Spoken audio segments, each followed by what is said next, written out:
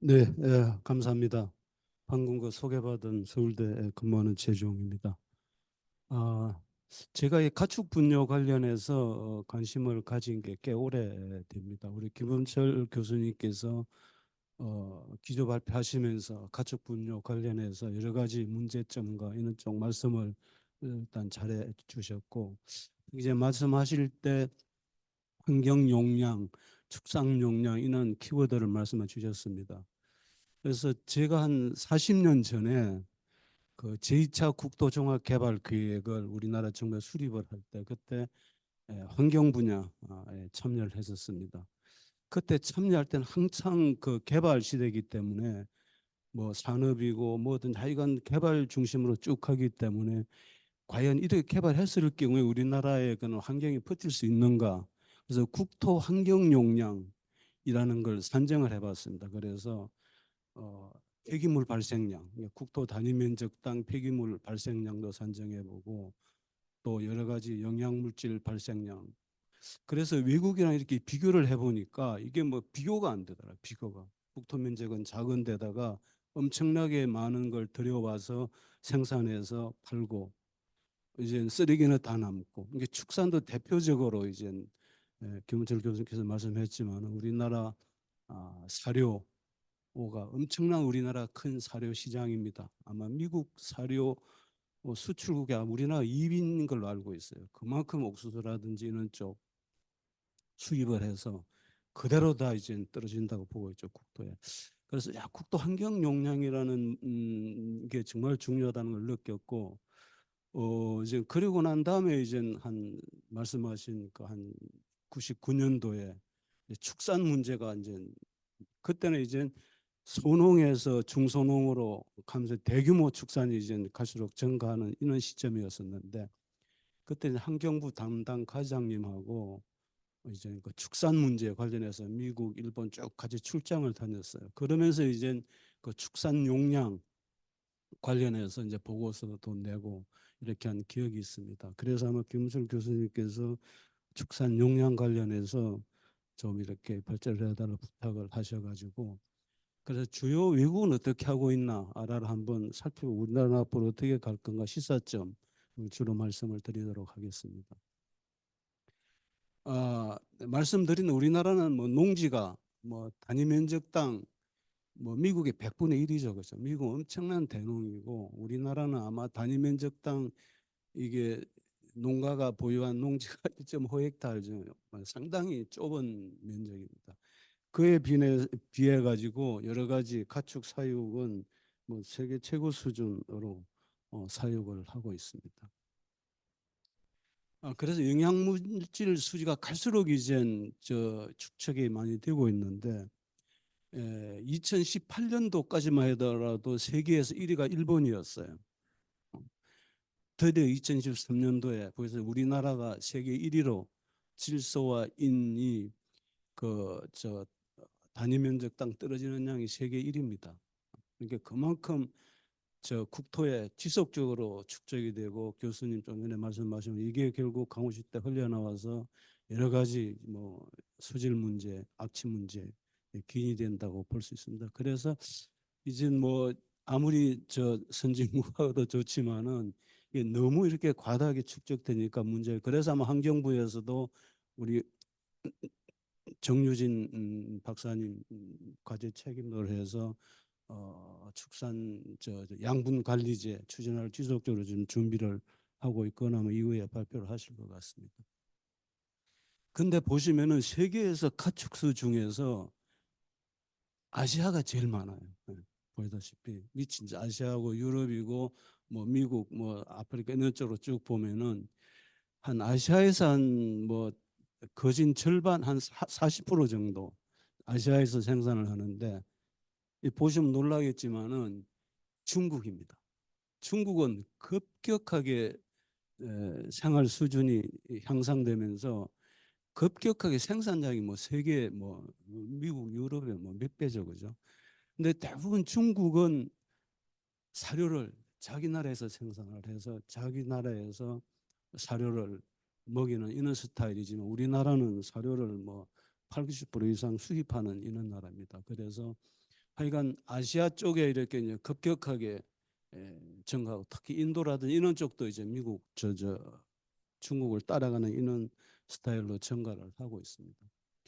그래서 우리가 이 육류 섭취는 필요한 겁니다. 왜냐하면은 이게 보다시피 육류 섭취량하고 그 아동 발육장애 비율을 이게 작년 유엔 자료를 이렇게 보면은 고기를 많이 먹는 나라가 아동 발육 장애 비율이 낮고, 고기를 안 먹는 나라는 상당히 높죠, 그죠? 그래서 야, 고기는 먹어야 되겠다. 라는 걸 아마 이해를 하시면 될까. 그래 축사는 뭐 뗄래 뗄 수는 없는데 어떻게 적절히 관리할 건가가 상당히 문제입니다. 그래서 관련해서 농축산부문의 환경 영향이 뭐 대부분 특히 뭐 영양물질 같은 경우는 뭐 세계 평균 80%, 7, 80%가 농업, 축산 쪽에서 상당히 기여한다고 일단 보고 있고요. 그렇습니다. 그래서 축산이 문제는 문제인데 안 할 수는 없는 이런 상황입니다. 우리나라 이게 환경 용량과는 과연 어느 수준인가? 이것도 국립환경과학원의 우리 정유진 박사님께서 조사한 이런 과에서 잠깐 차용을 했는데요. 대부분 이게 사례 지역에 보면은 대부분 100%가 다 넘어요. 어떤 데는 200%까지 이제 계속 이게 축적이 되는 거죠. 단위 지역에. 이거는 시군별로 해서 이렇지만은 많이 축산이 집중되는 이런 지역에는 엄청나게 계속 축적이 된다고 보면 되고 있고, 양분 축적량 중에 가장 많은 게 축산계입니다. 여러 가지 우리가 산업도 있고 뭐 토지도 있고 여러 양식도 있고 하지만은 가장 1위는 축산을 통한 이 양분이 지속적으로 축적이 되고 있습니다. 그럼 다른 나라는 어떻게 관리하고 있는가가 상당히 중요합니다. 그래서 주로 이제 미국이라든지 특히 유럽 쪽은 좁은 국토에 축산이 상당히 밀집돼 있습니다. 우리나라 지금 돼지고기 뭐 벨기에나 이런 쪽에 수입을 하거든요. 수입을 그런 나라는 어떻게 하는가를 한번 살펴봤습니다.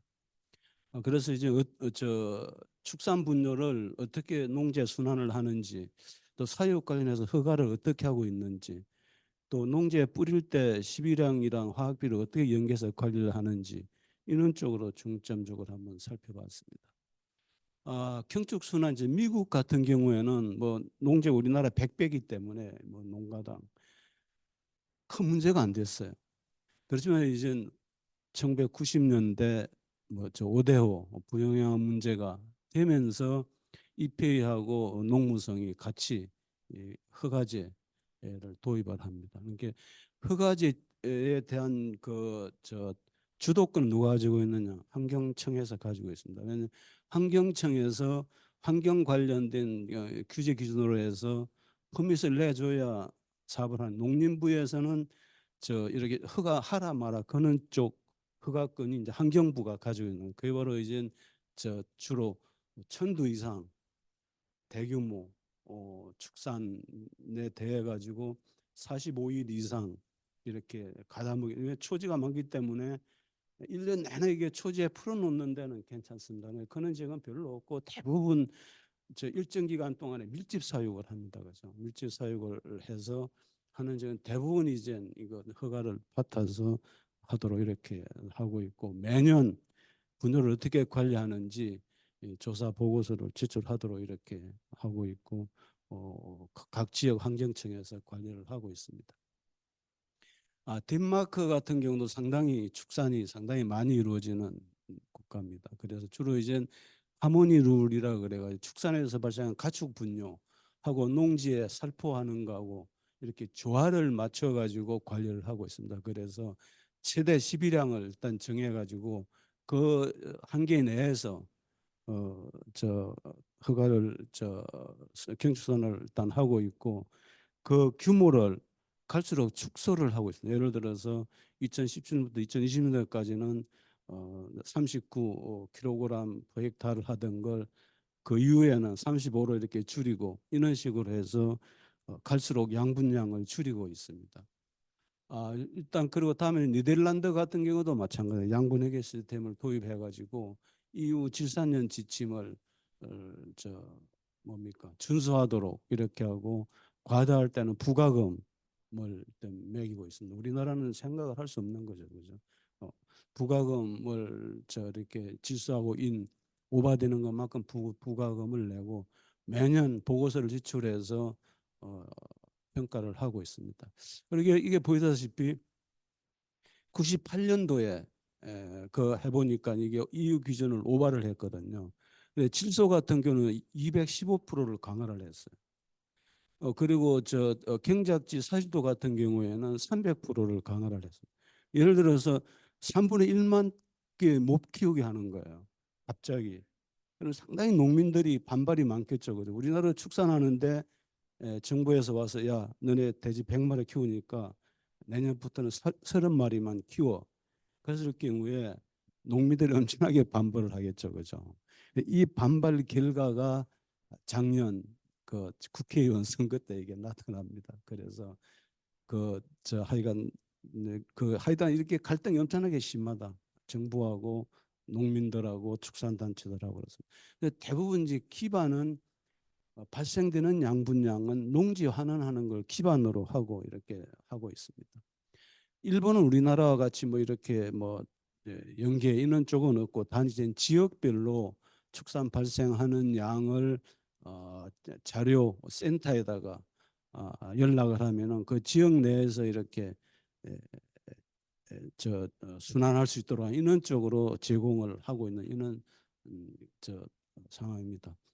다음에는 이제 사유권 허가내 주는 사유권 관련해서는 다 맞아요. 농지 소유 기반으로 해서 대만 같은 경우는 허가를 해줘. 우리나라는 뭐 가축 축사 별로 해서 이렇게 하지만은 이 농지가 얼마나 있느냐 기준에 따라서 키울 수 있는 거리진 덴마크도 허가를 해주는 네덜란드도 일단 마찬가지입니다. 그리고 가축 사유권을 한 번 주면 그 팔개사게 하고 있어요. 그래서 만약에 가축을 키우다가 안 키우겠다.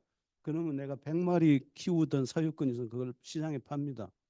그러면 100마리 키울 수 있는 걸 사면은 산 사람은 그대로 100마리를 키우는 게 아니라 10%를 가면서 90마리 키울 수 있도록 이렇게 합니다. 그럼 계속 줄어들겠죠, 그죠? 이제 그러면서 계속 사유권을 줄이고 있다가 최근에는 이게 너무 말이 많으니까 이게 중지를 해서 그래서 만약 100마리 키우면은 100마리 키우는 사유권을 팔 수 있도록 10% 삭감 안 하고 이런 쪽으로 이제 하고 있지만 기본적으로는 농지 기반에서 사육할 수 있는 사유권이 제한이 되고 있습니다. 네, 빌계도 마찬가지입니다. 역시 뭐 양분 배출권이 가지고 있어야 사육을 할 수 있고 양분 배출권은 농지 기반으로 해서 하고 빌계 같은 경우에도 매매 시에는 상당히 많이 쏘고 25%가 쏘거든요. 예를 들어 내가 100마리 가지고 있으면은 사육권을 팔면은 75마리 만 인정을 해줘. 나머지 25마리는 삭감이 자동적으로 되는 거죠. 그죠? 그런 식으로 통해서 이제 그 사육을 전반적으로 일단 줄이고 있는 이런 상황. 이제 미국 같은 경우는 상당히 뭐 토지가 넓고 뭐 여러 가지 하기 때문에 주로 이제 배출수 기준, 국가 방류수 허가 기준에 따라서 대규모 밀집 사육을 규제를 일단 관리를 하고 있는데 이게 이제 그 축산 분뇨 이게 수집 뭡니까 폰드죠, 그죠? 그래서 이게 땅이 넓고 주변에 사람들 없습니다. 차를 타고 한참 들어가야 농가가 나타나고 하니까 뭐 냄새라는 이런 문제 가지고 별로 없다 그러더라고요. 이렇게 이제 주로 이제 라군을 통해 가지고 축산분뇨 관리도 하고 농장도 하고 이런 스타일인데 단 이제 CAFO라 그래서 대규모 밀집 사육하는 이런 쪽 그건 소천두 정도고 아마 대지는 한 2만 동가요. 그 정도 이상 되면은 허가를 받아서 하고 되고 있고 허가는 5년입니다. 5년. 5년 동안 허가를 내주고 매년 이렇게 보고서를 냅니다. 이게 지역 EPA에다가 보고서를 내주고 해서 관리가 제대로 안 되면 허가 취소입니다. 이게 잘하겠죠, 그죠? 매년 이렇게 제거를 해야 되니까 이런 식으로 관리하고 있고 이젠 다음에 시비량 관련입니다. 시비량 관련해서도 이젠 농지 내에서 일단 일정 가축수 배출되는 분뇨는 농지 기반에서 관리가 될 수 있도록 시비 계획을 철저히 세우고 이게 맞춰 가지고 할 수 있도록 하고 매년 이렇게 평가를 해서 관리를 하고 있습니다. 뭐 벨기에도 마찬가지입니다. 농경지에 들어갈 수 있는 시비량 그리고 이게 상당히 시비 기간 언제까지 살펴라 또 어느 지역은 살펴하지 마라 이런 쪽이 다 지침이 되어 있습니다. 그래서 뭐 비 올 때는 살펴할 수 없고 특히 이제 가축 대비 같은 경우도 2월에서 10월 사이에만 살펴할 수 있고 뭐 1년 12달 언제든지 살펴할 수 있는 그런 게 없습니다. 그래서 살포 기간이라든지 이런 쪽이 다 정해져 있습니다. 그렇게 해서 엄격하게 지금 관리를 하고 특히 이제 뭐 일요일 뭐 공휴일 또 일주일 이전 일몰 이후에는 살펴하지 말아라. 밤에 살포 못하게 하는 거죠. 예. 그런 식으로 엄격하게 관리할 수 있고 그리고 경사 15% 이상 되는 지역은 살포를 못하게 하고 이런 식으로 해서 살포 금지까지 하고 있습니다.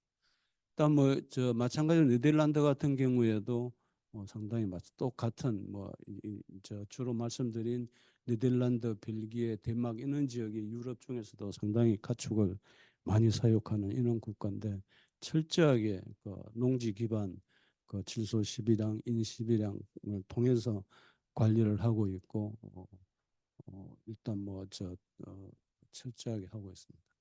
일본 우리나라 같이 이렇게 무슨 뭐 시비 기준 이런 쪽은 있지만은 특별히 중앙정부에서 관리를 안 하고 지자체에서 시비 기준 이런 쪽 자체적으로 해서 하고 있고 주로 이제 여러 가지 뭐 관리를 잘 하면은 여러 가지 농업 개량 자금 대출을 잘해준다 이런 쪽으로 인센티브를 일단 주고 있습니다.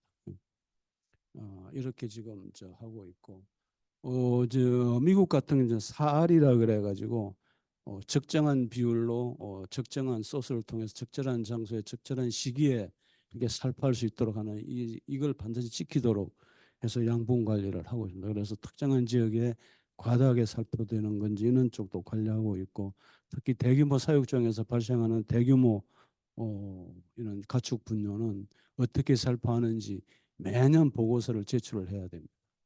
그렇게 해야 다음 허가 5년 후 허가 때 통과가 되는 겁니다. 그래서 주로 이제 미국 같은 경우는 이제 EPA에서 여러 가지 이제 배출 허용 기준을 바탕으로 해서 이제 허가를 내주고 있고 미국에는 뭐 우리나라는 이렇게 축사 규모에 따라서 허가냐 신고냐 이런 식으로 하고 있고 그렇습니다. 그러니 이유는 상당히 국토도 좁고 그러지만은 토지에 기초한 상당히 사육 규제를 하고 있고 특히 최근에는 동물권이라는 이런 쪽까지 유기농, 축산 유기농까지 개념이 확대되고 있는데 이게 그 아까 네덜란드 제가 말씀드렸죠, 그죠?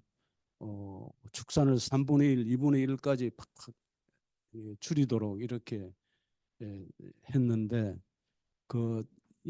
아마 이 시민노동당 이게 이제 이렇게 너무 급작하게 하는 거는 안 된다. 그래서 이걸 틀고 나와 지금 제1당이 됐어요. 예. 그러니까 농민들하고 이게 주민들이 생각하는 이는 우리 먹고 사는데 왜 이러느냐. 이게 이제 시민노동당이 우리는 질소 감축 이렇게 200%, 300%씩 못한다. 그렇게 한 당이 금년 상원 투표에서 제1당이 돼버렸어요. 그래서 상당히 이렇게 정책이 아마 유동성이 있을 것 같은데 어쨌든 이후에서 정한 기반을 통해서 이렇게 관리가 되는 게 뭐 일단 뭐 급작하게 하는 건 이런 쪽으로 가고 있습니다. 특히 이제 이런 나라는 그 허가를 받을 때 농지 기본으로 해서 허가를 하고 있지만은 스위스 같은 경우에는 가축 허가 내려면 최소한도 축산고등학교를 나와야 돼요. 축산 전문학교를 나오든지. 그래서 아무나 축산할 수 있는 게 아닙니다. 하여튼 스위스는 그렇게 산악도 많고 이렇게 하지만은 그렇게 깨끗하게 관리되고 하는 게 일단 사육할 때부터 축산고등학교 이상 나와야 축산할 수 있는 자격이 주어집니다. 이제 그런 식으로 아예 그냥 아무나 하는 게 아닌 이런 쪽으로 해서 관리를 하고 있습니다.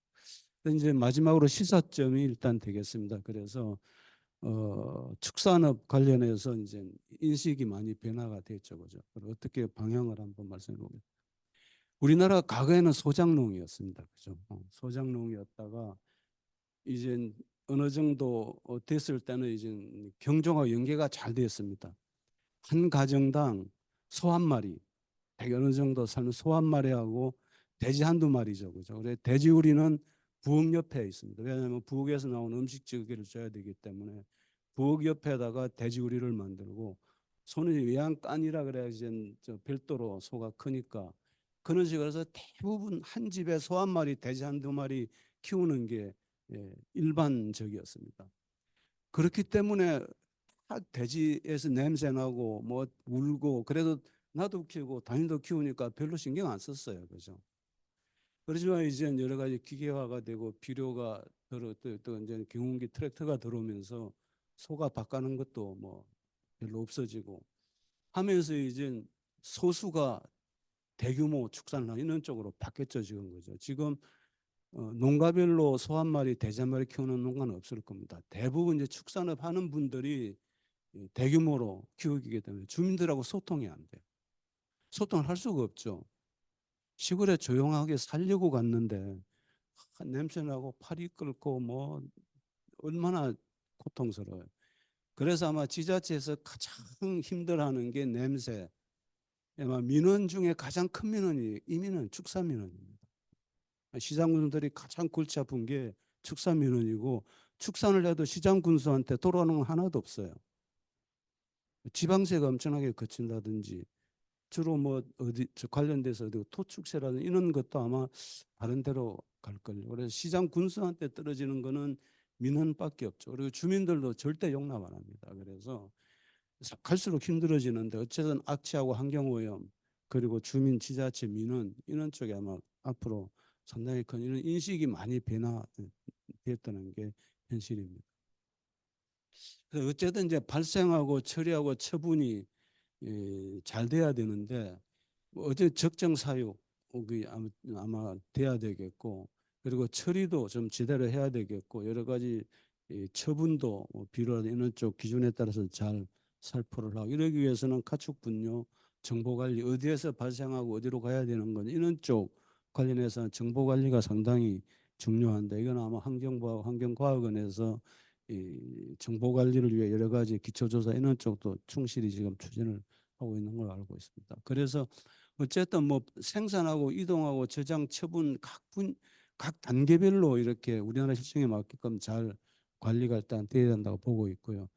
작년에 아마 환경부에서 낙동강 녹조 발생해서 여러 가지 문제가 됐을 경우에 축산 분뇨 관련해서 여러 가지 덮개 씌우기라든지 치우기 이런 쪽을 많이 했거든요. 그래서 상당히 관련해서 큰 효과를 본 걸로 지금 신문에도 나오고 있습니다. 그래서 이런 식으로 발생할 때도 비에 안 맞게 하고 여러 가지 저장할 때 이동할 때 그리고 최종 처리 처분할 때도 각 그 맞게끔 저 관리가 돼야 되겠다. 이게 축산 농민도 무조건 키우려는 게 아니라 아, 사육장 관리라든지 이런 쪽도 철저하게 잘 해야 되겠다고 생각을 하고 있습니다. 그래서 어쨌든 뭐 양분 관리가 상당히 중요합니다. 그래서 들어오는 거하고 나오는 거하고 이게 좀 균형이 일단 맞도록 관리를 해야 되겠다. 예. 그런 차원에서 아마 이게 우리나라 실정에서 개별 농가별로 네가 확보한 농지만큼 돼지를 키워라. 그거는 지금 현재로서는 불가능합니다. 우리나라에서. 그렇기 때문에 지역 단위로 예를 들어서 춘천시면은 춘천시에서 돼지를 몇 마리를 키울 건지는 춘천시에서 농지에 어느 집은 돼지 키우고 어느 집은 안 키우고 하니까 적절하게 총량을 바탕으로 해서 밸런스 있게 이동하고 관리하고 하는 이런 쪽 시스템이 필요하다. 그래서 아마 환경부하고 아마 이게 농축부 또 같이 아마 양분 관리제를 지역 중심으로 추진을 하려는 이런 준비를 하고 있고 이 관련해서 우리 정유진 박사님께서 아마 이후에 잘 설명드릴 걸로 어, 알고 있습니다. 예, 이상 발표를 마치겠습니다.